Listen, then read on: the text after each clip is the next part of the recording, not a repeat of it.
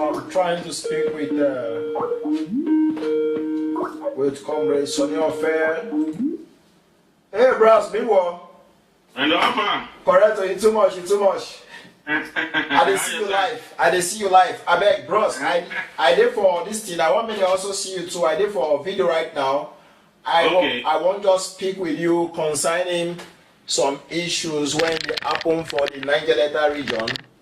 Okay. You know these Niger Delta Avengers.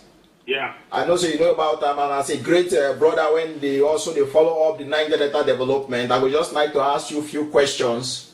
Okay. Yes, concerning these people. I want to ask you, what do you think, say, where these people from come, where they from really originate? Well, it's difficult to identify their origin because until now they've not been able to give us a clear agenda as to what they want. But one thing is clear: the activities has been centered on Delta states. You know, so and if you look at it, which means that their greatest strength is coming from that region. Some people are saying it's an offshoot of Tompolo's arrangement. But we've also read in the papers where Tompolo has distanced himself from them, and they've also tried to carry out some threats in relations to Tompolo's comments. So for now, we cannot really know where they come from. But you know, we have always been saying that you know when you have a region that is supposed to be blessed with crude oil and with a lot of multinational oil companies operating, and then you have these youths who don't have jobs, they're not engaged. You know, there's a saying that the idle mind is the devil's workshop. So that's true. There's a possibility that you will always have this kind of people who may be criminal elements, who may be genuine advocates, you know, seeking attention so that some of their plight can be addressed.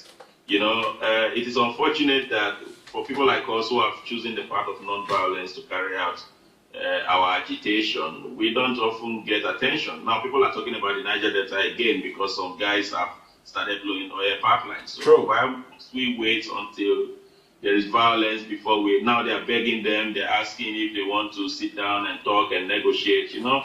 So these are not the solution. You know, we saw how I was one of the few people that actually visited MEND camp during the MEND operation between 2006 and 2009. I was there in 2009. You know, so the way they came up with an amnesty package, and of course, those kind of package will not satisfy everyone. So when you start encouraging criminality or whatever, you start, you know, giving opportunity to violence to get attention, then you will always have violence again. Because if you settle with Avengers today and there is a temporary peace tomorrow, what happens if another group comes up again and call themselves another name? That's the question, sir.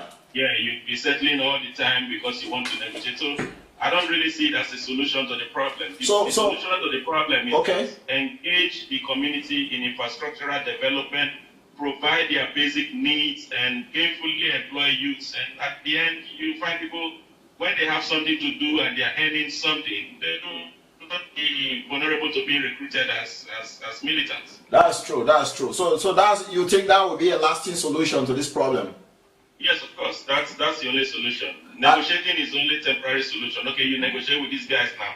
What about if another group springs up in Bayelsa State? If another group comes up in River State, Calabar, Cross River, what happens to them? Then you will negotiate again with those ones. That's true. That's true. So now, who do you want? How do you want the people to feel? What do you want the people to do in order to support this way of peace and to lasting solution? What do you want? What do you think the people can contribute to the government? How do you mean the ordinary people? The ordinary people of the Niger Delta region. Yeah. How do you think they?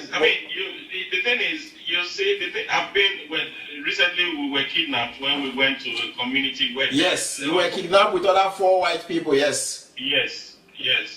We went to this community because we've seen this suffering. This is a community, for instance. that has about 9 small communities put together, and all these communities put together, their population is not even up to 10,000 people. Okay. And yet, this is a community that has the 2 biggest deep sea, drilling facility in the whole of Nigeria. The Bonga oil field and the EA oil field, the combined capacity, they produce 500,000 barrels of crude oil a day. And yet, this community don't have lights, they don't have clean water.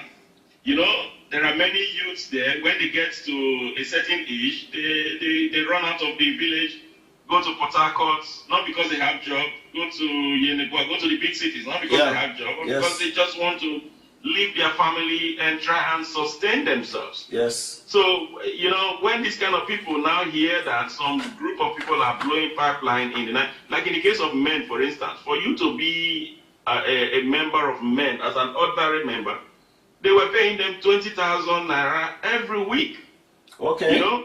So during the men crisis, we had Yoruba people who were there. We met Yoruba people in that place. So they were not from the Niger Delta, but they were attracted to that place because it could give them 20,000 naira, which the state cannot provide for them.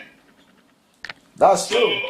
So if you counter those kind of offer with another 30,000 naira as a salary for them to do something, you think they will risk their life and go and be blowing pipelines? No. Yeah, they won't. So now you think more of the things to do lies on the hands of the government.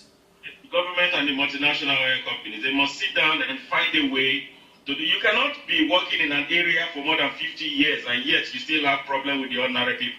That's true. That means your policy is a failed policy. Yes, but something is wrong with the policies, with the way their company ways. Because over time, your relationship with communities, particularly where you carry out your operation, should be bonded. So by now, people should. Do you know that at the beginning, in the early 70s, when all these oil companies came to Nigeria, do you know that our people were actually naming their children after the oil company because of the love they have for them? Yeah, there were people who were called Shell. There were people named Mobil. There were people. You have Lobogri Heineken, who is a senator. Yeah. His surname is Heineken, the beer that you drink. The beer that we drink in Europe. Yes. Yeah. So but now there is a decree in those communities. If you ever do that, you will be punished. You will be ostracized. You will be cut out of the community. Yeah, because the love is fading away in this sense. Yeah, because they were promised a lot of things, but all they have now is a devastated environment where they cannot even do their farming, where they cannot do their fishing. Yes, I know. Our people have to travel deep sea to be able to get fish. So if you might have the opportunity now to call on somebody for action, who would you call on in Nigeria? Is it the president or the Niger Delta governors, or who would you like to speak with? I think, normally in a normal dispensation, change starts from the grassroots.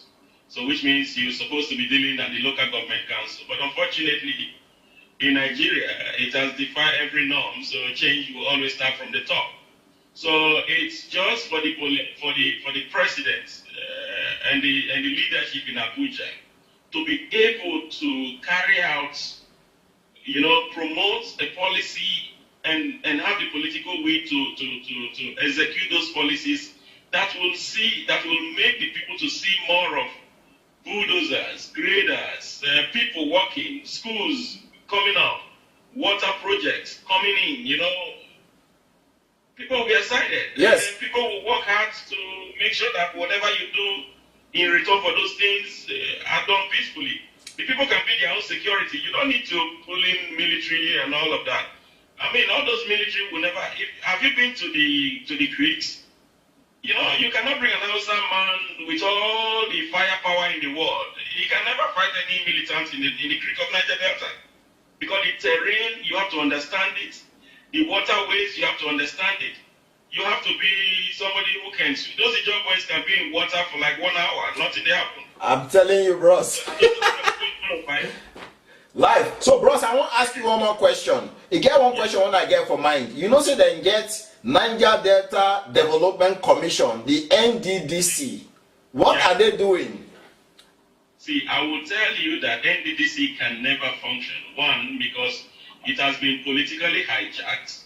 NDDC do not, as I speak to you now, the federal government is owing NDDC huge amounts of money in their own contribution to NDDC. Imagine. So the organization is underfunded, you know, and it is politicized. It's an instrument that is used by political players, you know, to satisfy, you know, people by forcing NDDC's director based on recommending them to become that, to take over that position, to give contracts, whereas there is no money. And that is why, you know, NDDC can never achieve the statutory purpose for which it was created. Okay. It is underfunded. It has political undertone, and they're not getting what they're supposed to get. So at the end, it's just a puppet organization, intervention agency. Okay. And last year, bros, I ran into a website and it is written the Niger Delta Ministry. Yeah, they have a ministry. They have an intervention agency. Okay. So you see, those portfolios are political in nature, because when NDDC was created, I think in 2002 or 2004, something like that.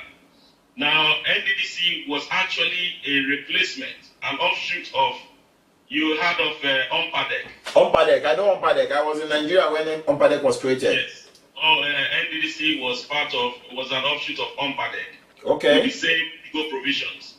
Now, when NDDC came, when the crisis in the Niger Delta occurred, what they did then was to make sure that they satisfy the Niger Delta people by all costs. So the Ministry of Niger Delta was created. Okay. And people celebrated it. But the truth about the matter is that the budgetary allocation for the Ministry of Niger Delta, the higher percentage of it was cut out of the budget of the NDDC. Okay. Okay. You understand what I mean? Yes, I'm following, sir. It made on NDDC to be further underfunded because a chunk part of their allocation was diverted to run the Ministry of Niger Delta. So for me, we don't even need any Ministry of Niger Delta. If we empower NDDC very well, you know, NDDC can do the job that the Ministry of Niger Delta is supposed to do. Then you have a full budget with a strong structure, you know, running the affair, providing the basic infrastructures. Do not forget that as part of the legal provisions of NDDC, 2% of the profit made by the oil companies should be allocated to NDDC. And this money is paid. This is the only part that is consistently paid by the oil company.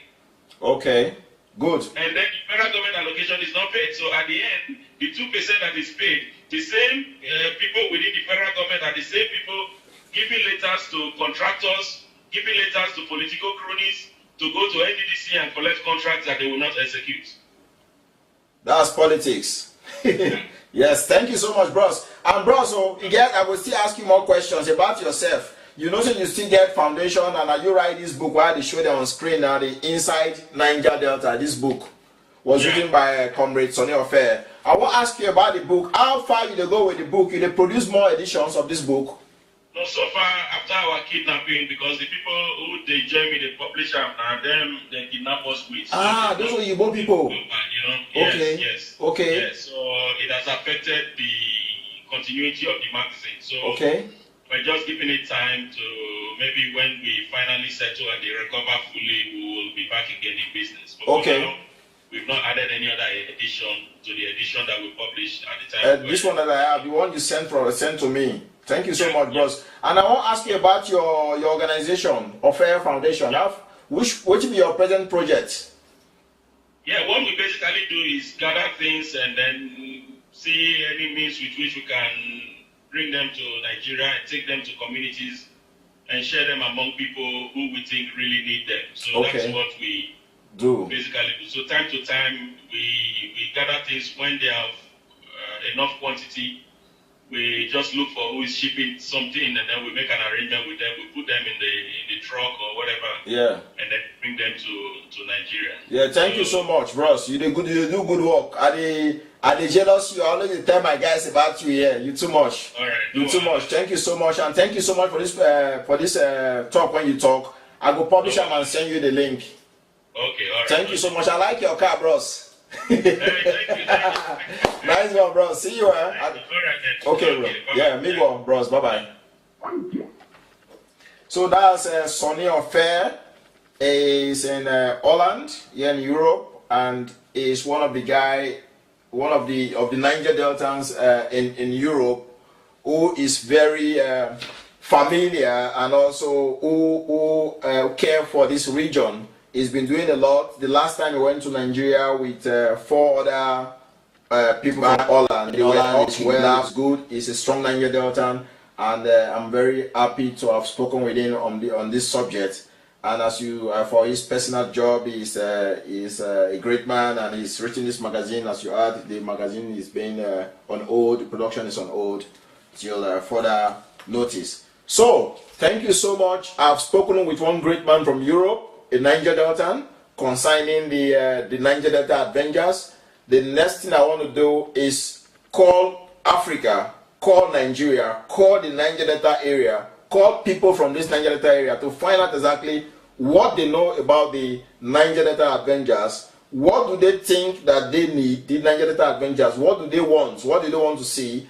And what's happening on the ground? Is it that the Niger Delta people, Avengers, are always in the street, or they just there for one office? Or I want to know, make I tell Nigerians, where these people they waiting, who they be, where they from come, where we fit meet them. In short, I would like to speak with these people. But we for tell Nigerians, I make government for know how if it take help them to get what they want, and also make a few work together, they collaborate, make things for they okay, make the area for this safe, for jobs, for investors, for tourism, make we for the enjoy, you know how they be. So that's what it be. So tell Nigerians, go close this topic for you today, and I will see you for my next talk, when I will continue to talk about the Niger Delta Avengers, but this time I will call people for Niger Delta region.